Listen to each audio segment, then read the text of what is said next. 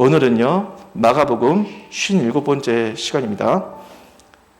저야 이긴다고 하면 질 것인가? 라는 제목으로 말씀을 나누도록 하겠습니다. 지는 것이 이기는 것이다. 이 말 들어보신 적 있죠? 예. 그런 말을 인터넷으로 검색을 해보니까 거기에 관련된 많은 글들이 나오더군요. 그만큼 지는 것이 이긴다라고 하는 그런 일들은 많은 사람들이 공감을 할 정도로 종종 일어나는 일들입니다. 연예계에 보면요, 이태곤이라고 하는 배우가 있거든요. 키가 185cm 정도의 큰 키에 근육이 있고 강한 외모를 가진 사람입니다. 예. 어느 날 술집에서 어떤 남자에게 이 사람이 수차례 폭행을 당해 코뼈가 부러지는 그러한 피해를 입었습니다. 그래서 나중에 왜 싸우지 않고 그냥 맞았는지 물어봤는데, 자신이 일반인이었다면 결코 가만히 있지는 않았을 텐데 이름이 알려진 배우다 보니까 구설수에 오르지 않으려고 참고 맞았다는 거예요. 그런 사연이 알려지자 사람들은 김태곤을 멋진 배우구나 이렇게 칭찬을 하여 그 이름이 더 유명해졌다고 합니다. 만약에 이태곤이라고 하는 이 사람이 순간 분을 참지 못하고 그 남자를 힘으로 제압했다면 아마도 억울하게 이런저런 구설수에 오르고 이미지도 좀 안 좋아질 수도 있었을 수도 있어요. 그렇기 때문에 이럴 때는 지는 것이 이기는 것이란 말이 나올 수 있다는 겁니다. 이렇게 세상에서는요, 상황에 따라 지는 것이 승리하게 되는 그런 일들이 종종 있습니다. 세상살이뿐만이 아니라 우리의 신앙에서도 보면요, 져야만 믿음의 승리를 얻는 일들이 많이 있습니다. 한국교회 초창기 세대의 간증들을 좀 들어보면요, 신앙 때문에 일방적으로 억울한 일을 당한 그런 얘기가 참 많았어요. 예수 믿는다고 시집에서 쫓겨난 며느리 얘기라든가, 믿지 않는 남편이 바람을 피우고 나쁜 짓을 저질렀는데 오히려 적반하장으로 교회 다니는 아내가 꼴 보기 싫다면서 이혼하자고 하는 그런 사연들도 있고요. 또 회식 자리에서 신앙 때문에 술을 안 마신다고 하여 상사와 동료들에게 부당한 일을 당하기도 하고, 믿음의 양심상 불의와 거짓에 타협을 하지 않다가 좌천되는 일들도 이제 벌어지는 거죠. 하지만 그런 억울한 상황에서도 남을 원망하지 않고 정직하고 올바른 삶으로 예수를 믿으니까 나중에는 그 모습에 감화되어 자신을 괴롭힌 그 사람이 예수님을 믿게 되는 겁니다. 그러한 역전의 드라마와도 같은 간증의 사연이 참 많이 있었습니다. 만약에 그리스도인이 억울함을 풀겠다고 맞대응했더라면 아마 자신과 싸운 그 사람이 감화받고 예수 믿는 그러한 복음의 승리는 일어나지 않았을 테죠. 그래서 우리들은 이 훌륭한 신앙 선배들로부터 믿음으로 지는 것이 복음의 승리라고 하는 좋은 가르침을 받았습니다. 하지만 요즘 세대에서는 말이죠, 지는 것이 이기는 그러한 간증 얘기를 듣는 것이 쉽지는 않은 것 같아요. 여러분과 여러분 주변을 한번 보십시오. 어떻습니까, 여러분? 지지 않으려고 서로 싸우는 소리가 많이 들리고 있지는 않는지 여러분들에게 묻습니다.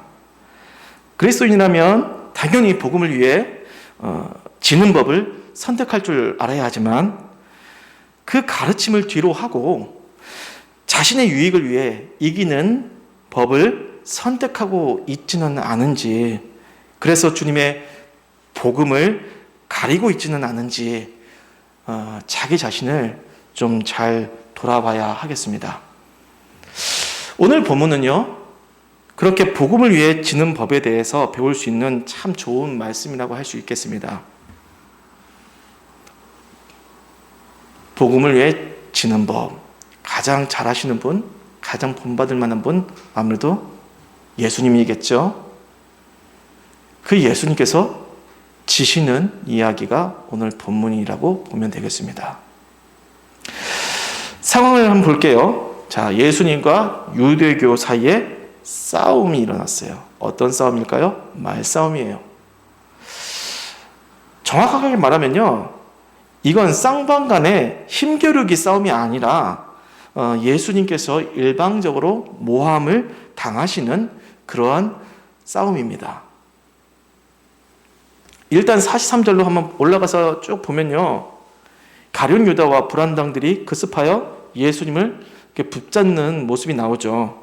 보면요, 수제자인 베드로가 칼을 들고 그들과 맞서 싸우는데 예수님께서는 그것을 저지하시고 순순히 체포를 당하시게 됩니다. 보면요, 예수님께서 그들과 싸울 능력이 없어가지고 포기를 하신 거냐? 아니죠. 얼마든지 하늘의 천사 군대를 동원해서 그들을 아주 가볍게 제압하실 수 있지만 일부러 그 능력을 안 쓰시고 제발로 체포를 당하시는 겁니다. 그래요. 예수님께서는 유대교와 싸우려고 하시는 것이 아니라 그들에게 지금 지시려고 행동하시는 그런 상황들입니다. 반면에 유대교 대제사장과 그 무리들을 한번 보세요. 어떻게든 예수님을 이기려고, 그래서 예수님을 이겨 차단해가지고 없애버리려고 모든 수단을 다 동원을 하죠. 하지만 그 모든 수단이라는 것이 바르고 합법적인 것이냐? 아니에요. 비겁한 모든 방법과 수단을 다 동원합니다. 어떻게든 이겨보려고, 예수님을 이겨서 사형시키려고. 이미 보면요, 예수님께서 체포당하신 장면을 보면 알겠지만 그 체포 자체부터가 불법이에요. 불법적인 방법으로 체포를 하는 겁니다. 특정한 범죄의 증거도 없이 일단은 먼저 일방적으로 구속을 해버리는 거예요. 오늘날에 범죄 저지른 사람 경찰이 체포할 때도 보면요, 증거 없이 함부로 구속하지 않습니다. 인권의 문제가 아주 우리나라는 잘 되어 있기 때문에 증거가 없으면 함부로 아무리 용의선상에 올랐다 할지라도 그렇게 체포할 수 없어요. 그건 불법입니다. 그런데 여기서는 예수님이 범죄의 증거도 없는데 그냥 일단은 일방적으로 막 체포를 하는 거예요. 그게 불법인 겁니다. 본문을 보세요. 일단 예수님께서 구속이 되셔서 체포되어서 난 다음에 그 증거를 보니까 증거가 엉망이에요. 거짓 증거로 깨워 맞추려고 하는 정황들이 오늘 성경 말씀에 쫙 펼쳐져 있습니다. 게다가 그들이 준비한 거짓 증거가요, 서로 말이 일치도 안 돼요. 자, 그래서 예수님께서 어떻게 행동하시는지 볼까요? 61절에 보니까 침묵하고 아무 대답도 아니하시거늘. 원래 묵비권이라고 하는 게요, 피의자가 불리한 말을 거부하겠다고 하는 최소한의 이기려는 의지인 건데요. 하지만 여기서 예수님의 묵비권은 이기려고 하는 그런 의지가 전혀 없어요.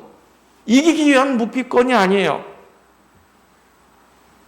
지금까지 예수님께서 예루살렘에서 여러 사람들을 만나시고 갈릴리에서도 활동하시고 유대 전역을 활동하시면서 많은 사람들을 만났습니다. 그 중에서도 똑똑한 바리새인, 사두개인, 서기관, 이런저런 성경에 대해서 꽤 알고 있다고 하는 사람들이 와가지고 예수님을 한번 이겨보겠다고 논쟁을 걸었잖아요. 하지만 그 논쟁에서 예수님은 단 한 번도 지신 적이 없으세요. 다 다 이기셨어요. 말로는 예수님을 이길 수가 없는 겁니다. 왜냐하면 예수님은 지혜의 근본 되시는 하나님이시니까. 이 법정 싸움에서 예수님께서 이기겠다고 하신다면 침묵하지 않고 예수님 본인이 최고의 변론을 펼치시면 되는 건데, 하지만 변론을 하지 않으시고 침묵을 선택하셨어요. 이게 무슨 뜻입니까? 이 논쟁에서 예수님은 스스로 지겠다고 하시는 겁니다. 요즘식으로 표현을 하면요, 지금 최고의 대법 판사와 검사와 거짓 증인들이 한통속이 되어가지고 어떻게든 아무 잘못 없는 한 사람에게 누명을 씌워가지고 반드시 사형시키겠다고 발악을 하는 건데, 이 한 사람은 그런 공격 앞에서 어떤 변호사도 없이 홀로 그 법정에서 침묵을 하고 있습니다.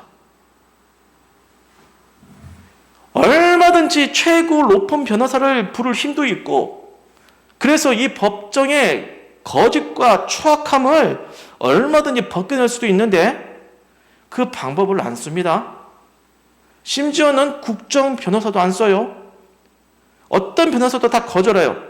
자신을 변호할 기회를 스스로가 버려요. 그저 침묵으로 일관합니다. 그래요. 법정 싸움에 이길 생각이 전혀 없다는 겁니다. 그러면요, 다시 예수님으로 와서 왜 예수님께서는 유대교 당국자들이 걸어오는 이 말도 안 되는 거짓된 싸움에 대항하시지 않고, 그렇다고 그것을 피하시지도 않고 지시기만 하는 걸까요? 그렇게 해야지 저와 여러분을 구원하실 수 있기 때문입니다. 억울한 누명에 씌어 일방적으로 십자가형을 당해 죽어야지 거기서 흘린 피를 통하여 나의 죄가 씻어지고 구원받고 생명을 얻을 수 있기 때문이죠. 자, 예수님께서 이렇게 자신의 목숨을 내어놓고 일방적으로 억울한 일을 당하여 죽으심으로 인해서 일으키시는 이 구원의 역사, 생명의 역사, 기독교 역사를 보면요, 이렇게 십자가의 방식을 통하여 전 세계에 복음을 전하고 많은 생명을 구원하는 일로 가득 차 있거든요. 우리나라의 기독교도 보면요, 그리스도인이라는 이유 때문에 억울하게 박해를 받고 피 흘려 죽임을 당한 그 그리스도인의 순교를 통하여 복음이 전파되고 교회가 세워진 줄 믿습니다. 이렇게 십자가의 복음은요, 부당한 싸움 앞에서 스스로가 짐으로써 생명의 승리를 취하는 그러한 방식으로 전파가 되는 거죠. 요즘 오늘날 이렇게 우리나라에 신앙의 자유가 있는 곳에서는 순교당할 일은 별로 없어요. 거의 없죠. 거의 없어요. 예. 예수 믿는다고 나라에서 구속 영장이 날라와가지고 체포당하고 그래서 사형당하고 이런 일은 없습니다.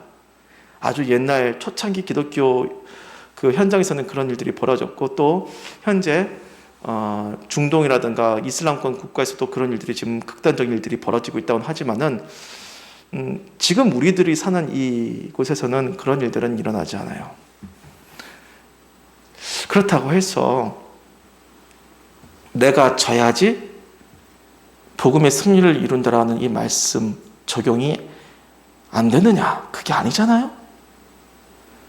여전히 주를 위해서 자신을 죽는 심정으로 내려놓음으로써 복음의 승리, 복음으로 생명을 살리는 그런 일들은 지금도 일어나고 있습니다. 그래서 내가 져야지 그리스도의 사랑이 전파되어지고 영적으로 승리하게 되는 그런 일들이 뭐가 있을까? 저 자신에게 한번 물어보니까 그런 생각이 딱 떠오르더라고요. 양보와 배려라는 생각이 일상 속에서 내가 실천할 수 있는 져야지 이기는 승리. 지금은 서로 칼 들고 싸우는 일은 없지만 다른 의미에서 싸움이 많죠. 특히 말싸움이 많죠. 가족 간에도 말로 싸우는 일도 벌어지고요. 특히 뭐 정치하시는 분들, 특히 이제 선거 같은 데 보면요, 아주 치열하게 싸웁니다, 말로. 지금 오늘 대통령 선거를 하고 있는데, 선거 전까지 얼마나 후보들끼리 모여서 치열하게 싸우고 있습니까, 말로. 목숨이 오가는 건 아니지만은 그렇게 자신의 유익을 위해서 싸우는 일들은 얼마든지 우리의 삶 속에서 늘 생각을 해볼 수가 있어요. 의견 다툼이 일어날 경우에 앉으려고 하는 그런 마음들, 어떻게든 이기겠다고 하는 마음들. 그런데 또 안타깝게도요, 그런 상황에서 앉으려고 해서 서로가 마음이 상하여지고 갈라지고 그리고 가족이 깨어지고 심지어는 교회가 깨어지는 그런 일들이 벌어지고 있죠. 오늘 말씀의 복음 안에서 져야지 이긴다라고 하는 이 말씀을 묵상할 때에 나는 이 말씀을 어떻게 받아들여야 할 것인가, 이걸 가지고 깊이 묵상을 하셨으면 좋겠습니다. 매번 지라는 건 아니겠죠. 하지만 분명히 성령께서 내 마음에 직관적으로 감동 주시는 일들이 있어요. 여기서는 네가 졌으면 좋겠어. 그래야지 나의 사랑이 전하여진다. 여기서는 네가 졌으면 좋겠어. 그래야지 그 사람에게 복음을 전할 수 있는 기회가 열린다. 예수 믿는 자에게는 경우에 따라서 그렇게 성령께서 직접 내 마음에 감동을 주셔서 분명히 이길 수 있는 싸움이지만, 분명히 내가 손에 안 봐도 되는 싸움이지만, 하지만 복음을 위해서 내가 져야지, 내가 포기해야지, 그런 마음 주시는 감동들이 있습니다. 그럴 때 여러분 어떻게 하시겠습니까? 오늘 말씀을 정리하도록 하겠습니다. 여러분, 오늘 하루 살아온 시간들만 봐도요, 참으로 싸워야 할 일들이 많았잖아요. 물론 반드시 이겨야만 하는 싸움도 있지만 져야만 하는 싸움도 있는 겁니다. 십자가 복음의 싸움은요, 육적인 승리를 포기하고 영적인 승리를 얻게 되는 반전의 역사가 있습니다. 그래서 십자가 복음을 비추기 위해 져야 하는 싸움이 있다면, 그래서 여러분 어떻게 하실 겁니까? 질 수 있겠습니까? 이길 수 있는 싸움이지만 일부러 져야지 그 영혼을 살리고 주님의 은혜를 전할 수 있다면 복음을 위해 지는 걸 결심할 수 있는 용기 있는 사람이 되기를 주님의 이름으로 축원합니다.